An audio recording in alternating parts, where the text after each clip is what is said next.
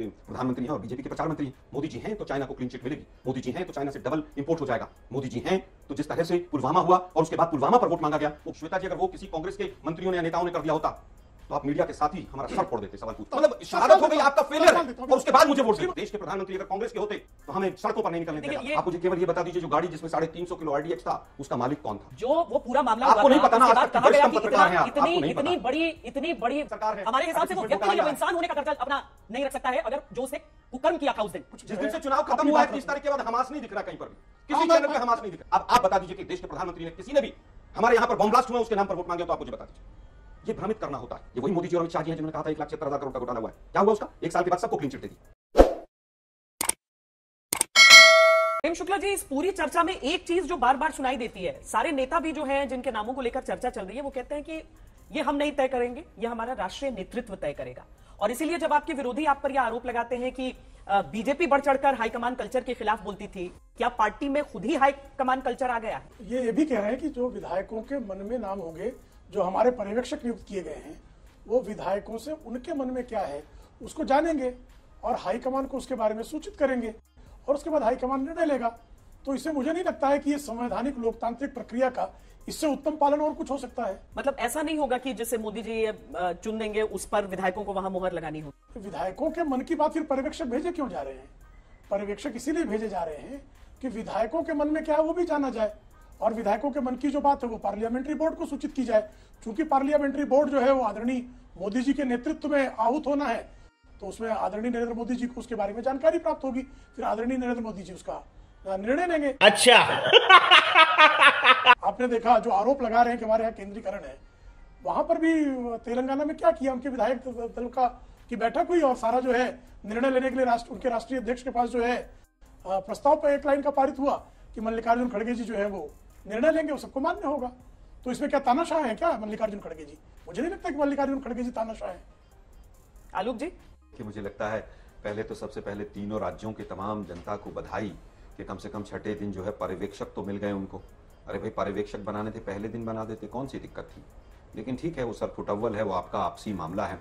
8-8 चेहरे सामने रख के आपने जनता को गुमराह किया। ये भी बन सकता है, ये भी बन सकता है, इस जाति का भी हो सकता है, उस जाति का भी हो सकता है। और तमाम सेंट्रल लीडरशिप ने इस तरह के मैसेज भी दिए। अब घेराबंदी भी हो रही है, बाड़ाबंदी भी हो रही है, रिजॉर्ट पॉलिटिक्स सब हो रहा है। अभी मेरे पास तो सूत्रों से खबर है कि कहीं राजस्थान में 68 विधायकों के साथ जो इनकी पूर्व मुख्यमंत्री महोदया हैं वो ताल ठोक रही हैं। अब वो सूत्र ही हैं, आपके भी पास सूत्र ही रहते हैं। खैर, अभी मीटिंग तय नहीं हुई है, उम्मीद करते हैं जल्दी मीटिंग कर देंगे। मुझे लगता है कि भ्रम और गुमराह करके वोट तो लिया है, अब कहीं ना कहीं आपस में ऐसा लग रहा है कि अब किस तरह से इस मामले को सुलझाया जाए। अदरवाइज तो बीजेपी में तो देखिए ना किस तरह से, केवल योगी आदित्यनाथ को देखा था हमने कि किस तरह से उन्होंने 2017 में पूरे दबाव के साथ मुख्यमंत्री बने थे। लेकिन इस बार लग रहा है कि बीजेपी पूरी तरह से तीनों राज्यों में फंसी हुई है। हम फिर भी कहेंगे कि जितना जल्द हो सके इस मैटर को सुलझाइए। वहां पर राजस्थान में 2 दिन से 3 दिन से जो लॉ एंड ऑर्डर के हालात हैं वो भी सबने देखे हैं। आपको याद होगा श्वेता जी, आसाम में मंत्रिमंडल 42 दिन बाद बना था और महाराष्ट्र के अंदर 40 दिन के बाद बना था। लेकिन बीजेपी है भाई, अभी तो सस्पेंस ही कहेंगे। अगर ये 3 राज्य हमारे होते तो हमारे मीडिया के साथ ही यही हेडिंग देते, सरफुटअव्वल है और पता नहीं क्या क्या हेडिंग देते। लेकिन अभी सस्पेंस है, तो सस्पेंस का जल्दी जितना निपटारा हो सके वो तीनों राज्यों की जनता के लिए बेहतर रहेगा। इन चुनावों में जीत सबसे बड़ी प्रधानमंत्री नरेंद्र मोदी के नाम की है, उन्हीं को वोट मिला है। तो अगर पीएम का चेहरा सामने रखकर चुनाव जीता गया, उसके बाद समय लगभग 1 हफ्ते का लग रहा है, तो इसमें क्या गलत है और कितना गलत आपको लग रहा है? अगर मतदाताओं ने चुना ही था, उनको मालूम था मुख्यमंत्री तो कोई और बनेगा, पीएम तो बनेंगे नहीं आकर उन राज्यों में मुख्यमंत्री। देखिए, बिल्कुल वो देश के प्रधानमंत्री हैं और बीजेपी के प्रचार मंत्री हैं और सबसे ज्यादा गुमराह करने का काम वही करते हैं। 2014 के भाषण अगर वो स्वयं सुन लेंगे तो उनको स्वयं लज्जा आएगी कि मैंने क्या क्या बोला था। आय डबल हो जाएगी, 4 लाख करोड़ काला धन आएगा, 15 लाख मिलेंगे, पता नहीं कौन कौन से वायदे थे। अब तो देश की जनता उन वायदों को भी याद करना नहीं चाहती, तो देश के प्रधानमंत्री भ्रमित ही करते हैं। बीच प्रेम शुक्ला जी, हकीकत यह भी है कि भले ही आप ये कहें कि एक तरफा फैसला लेकर रेवंत रेड्डी को बना दिया गया, पर वो सर्वसम्मति से वहां पर स्वीकार भी किया गया। ऐसा नहीं कि उसके बाद कोई खटपट नजर आई। उन लोगों ने तय कर रखा था भाई ये लीड कर रहे हैं चुनावों में और ये मुख्यमंत्री हो जाएंगे हमारे। पर क्या ये सोच की क्लैरिटी की कमी रही, क्या रहा? मतलब थोड़ा मैं समझना चाह रही हूं बस जी। मैंने उनकी सर्वसम्मति पर तो कोई टिप्पणी नहीं की। हाँ, लेकिन कुछ समाचार पत्रों ने, मीडिया संस्थानों ने निश्चित तौर पर जो है 5 लोगों के नाम छापे जो श्रीमान रेवंत रेड्डी को जो है वो बाहर से आया हुआ नेता कह रहे थे। कुछ भी आप कहें तो उस समय की जो टिप्पणियां थी कांग्रेस के नेताओं की, उसको हम भेज सकते हैं, लेकिन हमें क्या करना है भाई? उनका विधायक दल है, उनके विधायक दल ने रेवंत रेड्डी को चुना, रेवंत रेड्डी मुख्यमंत्री हुए, भले वो भ्रष्टाचार के आरोप में जेल काट के आ रहे हो। तो भ्रष्टाचार के आरोप में जेल काटा हुआ व्यक्ति जो है, जिसकी राष्ट्रीय अध्यक्षा पर 420 का मुकदमा चल रहा हो, उनके युवराज पर 420 का मुकदमा चल रहा हो, नेशनल हेराल्ड जैसी स्वतंत्रता सेनानियों द्वारा संस्थापित समाचार पत्र को जिसने जो है गबन कर लिया हो, अब वो जो है निश्चित तौर पर जो है वो भ्रष्टाचारियों को तो वहां पर जो है ग्लोरीफाई करेंगे ही। और इनके डिप्टी सीएम जो है किस तरह से जेल काट कर आए हैं, श्रीमान डीके शिव कुमार, और कौन सा स्वतंत्रता सेनानी नहीं, भ्रष्टाचार के मामले में काट के आए हैं। तो ऐसे भ्रष्टाचारियों को पोषित करना ये कांग्रेस का कार्यक्रम है। उसके बाद ये पूछ रहे हैं कि कहां भ्रष्टाचार है। क्यों आप कह रहे हैं कि 2014 से इसी तरीके के भ्रमित करने वाले वो वादे कर रहे हैं? तो जनता वोटर मूर्ख तो है नहीं कि मतलब अगर नहीं वादे कर रहे हैं, नहीं पूरे हो रहे हैं तो लोग अगले चुनाव में हरा देंगे। अगर वो बार बार उनको मैंडेट दे रहे हैं तो फिर इसमें कहां पर भ्रमित करने का सवाल उठ रहा है, ये भी मैं जानना चाहती हूं। भाई हमारे पास कोई वॉशिंग मशीन तो है नहीं कि वो चक की पिसिंग एंड चक की पिसिंग को वॉशिंग मशीन में डालें और निकाल के उनको डिप्टी सीएम बना दें और महाराष्ट्र की चाबी दे दें खजाने की। एक केस एफआईआर बता दीजिए जो मोदी जी की सरकार ने 2014 के बाद की हो और उसमें 2 लोग कन्विक्ट हो गए हो। आप केस तो किसी पर भी कीजिए और लटकाए रखिए उसको 10 साल 20 साल तक, आप फिर किसी के ऊपर भी आरोप लगाते रहिए। ये वही मोदी जी और अमित शाह जी हैं जिन्होंने कहा था 1,76,000 करोड़ का घोटाला हुआ है। क्या हुआ उसका? 1 साल के बाद सबको क्लीन चिट दे दी। अब बात आती है कि किस तरह से भ्रमित किया जाता है। भ्रमित किया जाता है, पूरा एक तंत्र है और तंत्र में बहुत से मीडिया के हाउसेस शामिल हैं कि किस तरह से मोदी जी को चमकाया जाए। मैंने 10 एग्जाम्पल दिए, आप 4 बता दीजिएगा कि 2014 में मोदी जी ने 4 भाषण में ये बातें कही थी और ये पूरी हो गई। 2016 के बाद एनसीआरबी के आंकड़ों में किसानों की सुसाइड रेट क्या है, किसानों की आत्महत्या के आंकड़े नहीं आते। पार्लियामेंट में परसों ही बताया है कि 35,000 बच्चों ने पिछले 3 साल में सुसाइड किया, उसमें ज्यादातर आईआईटी, आईआईएम और इंजीनियरिंग कॉलेजेस के बच्चे हैं। ये क्या आंकड़े हमारे हैं? ये तो हमारे आंकड़े नहीं। कल ही आया है कि ड्रॉप आउट लगभग 14,000 बच्चे आईआईटी आईआईएम से ड्रॉप आउट हो गए। ये आंकड़े संसद के हैं। कौन से वादे पूरे हुए? मोदी जी हैं तो चाइना को क्लीन चिट मिलेगी, मोदी जी हैं तो चाइना से डबल इंपोर्ट हो जाएगा, मोदी जी हैं तो जिस तरह से पुलवामा हुआ और उसके बाद पुलवामा पर वोट मांगा गया, वो भ्रमित करना था कि राष्ट्रवाद पर मुझे वोट दे दो। वो कपटी राष्ट्रवाद है। अगर कोई दूसरा देश होता तो पूरी जनता प्रधानमंत्री से सवाल पूछती, लेकिन यहां पर उनके पूरे मीडिया तंत्र ने, पूरे उनके प्रचार तंत्र ने मोदी जी को हीरो बनाने का प्रयास किया। अरे भाई 46-44 जवान हमारे शहीद हो गए, उनको आज तक शहादत का दर्जा नहीं मिला, उसके ऊपर तमाम सवाल हैं। आज 5 साल होने को आए, लेकिन देश को नहीं पता है कि क्या देश में से किसी की भी जिम्मेवारी नहीं थी। मैं तो फिर पूछ रहा हूं, पुलवामा पर वोट मांगा गया। श्वेता जी, आप बहुत वरिष्ठ पत्रकार हैं, आप मुझे केवल यह बता दीजिए जो गाड़ी जिसमें 350 किलो आरडीएक्स था, उसका मालिक कौन था? वो गाड़ी कहां से आई थी? देश को इतना भी नहीं पता चलने दिया, क्योंकि साहब तो शूटिंग करा रहे थे वहां पर। जब गवर्नर साहब ने कहा कि हवाई जहाज दे दें, उन्होंने कहा कि मैं इस पर बोलूं, नहीं तुम चुप रहो। ये भ्रमित करना होता है कि आप जाइए जिस मर्जी राज्य में, मेरे नाम पर वोट दे दीजिए। जनता भ्रमित होती भी है और जनता सही निर्णय भी लेती है, दोनों ही काम होते हैं, इसमें गलत नहीं है मेरा कहना। समय काल, जिस समय काल की बात आप कर रहे हैं, वायदों पर उस चीज को मैं कह रही हूं जो कहा जाता है ना कि कुछ लोगों को कुछ समय तक, सारे लोगों को कुछ समय तक, ये आप भ्रमित कर सकते हैं, पर हमेशा के लिए, यानी 2014 से लेकर 2024 होने को आया, ऐसा तो नहीं है ना कि इतने दिनों तक सबको भ्रमित करके रखा जा सके। फिर तेलंगाना का निर्णय भी है और इन 3 राज्यों का निर्णय भी है जो सामने है। तो ये सारी चीजें, और दूसरा जो गवर्नर साहब की बात आपने की जम्मू कश्मीर की, उसमें भी एक बात होता है कि जब पद पर बैठे हुए तो बोल दिया होता तो एक अलग तस्वीर होती, बाद में उसको अलग तरीके से आंका जाएगा। बिल्कुल। लेकिन जो सवाल आपने उठाए हैं उनको जरूर, कौन सी गाड़ी थी, उस गाड़ी का मालिक कौन था, बता सकते हैं? जी जी, प्रेम शुक्ला जी, आपसे पूछ रहा हूं, बीजेपी वालों को तो नहीं पता। देखिए, जिस चीज गाड़ी का मालिक कौन था, पता चला कौन सी गाड़ी थी, बता दीजिए। मारुति 800 थी, फिएट थी, इनोवा थी, एम्बेसडर थी, क्या था वो, बता सकते हैं आप? आलोक शर्मा जी, एनआईए की जांच उसमें हुई। भ्रमित करना होता है, भ्रमित करना, देखिए को पता चलना चाहिए कि नहीं। जो वो पूरा मामला हुआ, आपको नहीं पता ना, आज तक कहा गया कि पत्रकार हैं आप, इतनी बड़ी, इतने वजन, इतना सारा आरडीएक्स कैसे आ गया देश के भीतर, ये सारे सवाल उठना लाजमी है, उठना चाहिए। कैसे पहुंच रहा है वहां पर ये सब कुछ, वही कह ये रहा हूं, पूछना लाजमी है। 5 साल बाद भी किसी को नहीं पता है, तो आप लोग कन्विंस भी तो नहीं कर पा रहे हैं जनता को कि आप उसी शहादत पर वोट मांगी। ये भ्रमित करना होता है कि जो पहले टाइम का वोटर है 24 घंटे बाद ही, और उन शहादत, उन शहीदों के नाम पर दिल्ली एयरपोर्ट पर इवेंट मैनेज करना और 6 घंटे तक पूरे मीडिया कैमरों को खा जाना कि इससे बड़ा राष्ट्रभक्त व्यक्ति कोई नहीं है। मुझे लगता है कि सवाल है, और भ्रमित इसी तरह से किया जाता है। नहीं, इसमें दो चीजें हैं, एक कुंठा भी होती है और दूसरा आप जो भ्रमित करने की बात कर रहे हैं वो राजनीति का सवाल जरूर हो सकता है। सीधा सवाल मैंने पूछा, सीधा सवाल तो मैं आपको बता रही हूं ना कि उस मामले में जांच हुई। आप देश कुंठित है। सबसे बड़ी समस्या तो यही है कि जो आपका राजनीतिक दुश्मन है उसमें दुश्मनी आप ढूंढते नहीं है। बीजेपी वाले जवाब नहीं दे रहा है 5 साल के बाद, आप दे दीजिए। मैं ये कह रही हूं कि न राष्ट्रवाद के नाम पर, आज यही तीनों न शहीदों के नाम पर वोट मांगा जा सकता है, न शहीदों के नाम पर राजनीति होनी चाहिए। पूरा देश जानता है। नहीं, न शहीदों के नाम पर वोट मांगना चाहिए और न शहीदों के नाम पर राजनीति होनी चाहिए। शहीदों के नाम पर वोट मांगे जाने चाहिए? नहीं। हाँ या ना में उत्तर दे दीजिए, आप दे दीजिए। बिल्कुल नहीं, शहीदों के नाम पर आप वोट नहीं मांग सकते हैं, पर आप अपनी नीतियों के नाम पर बिल्कुल नहीं मांग सकते। वोट मांगकर आप तब तक वो वीडियो निकालिए जहां पर बोल रहे हो कि इतने शहीद हो गए और मुझे वोट दो। हाँ बेटा, लगता है तुम गू खा के ही मानोगे। ये चीज आप नहीं कर सकते ऐसे।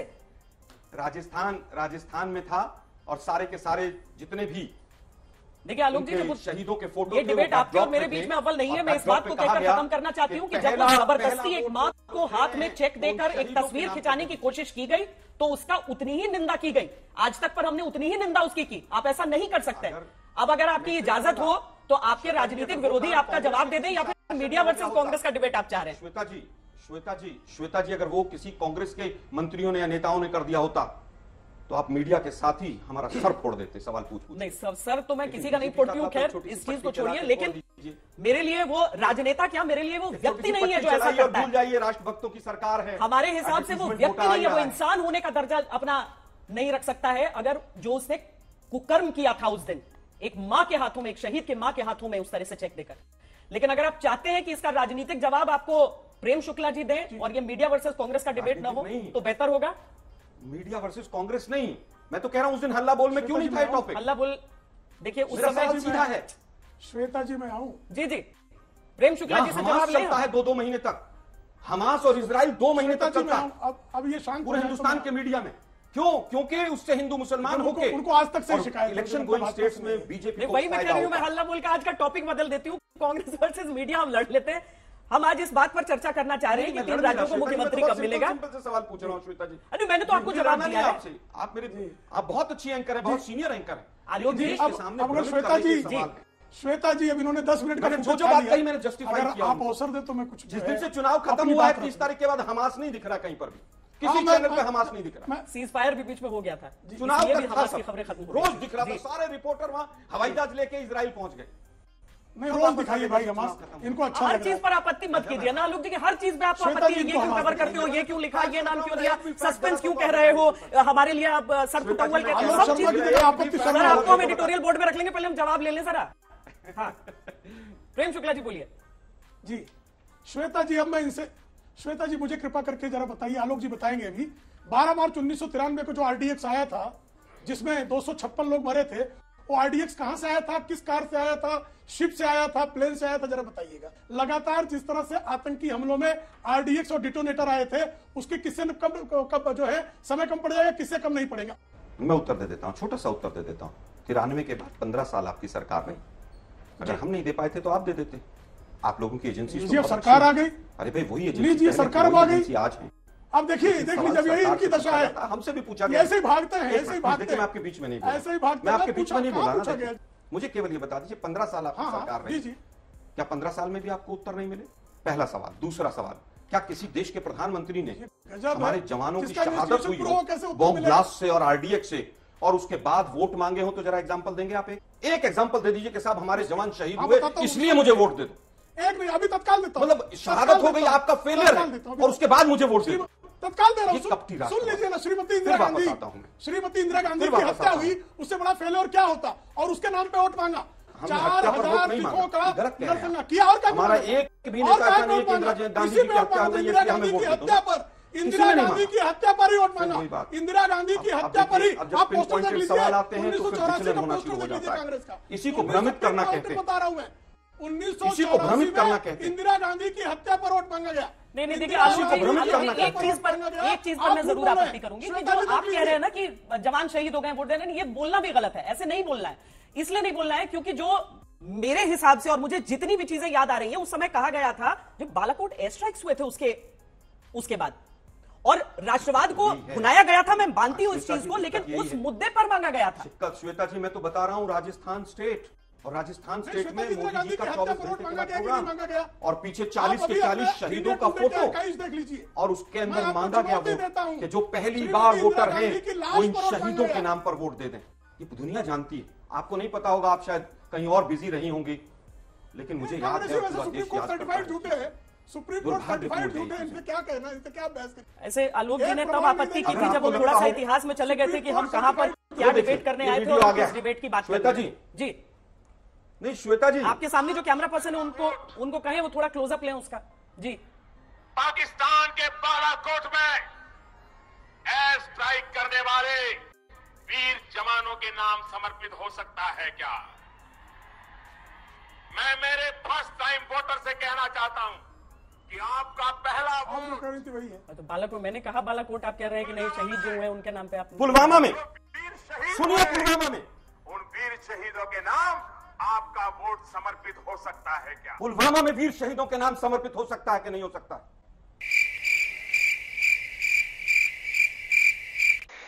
अब बोल।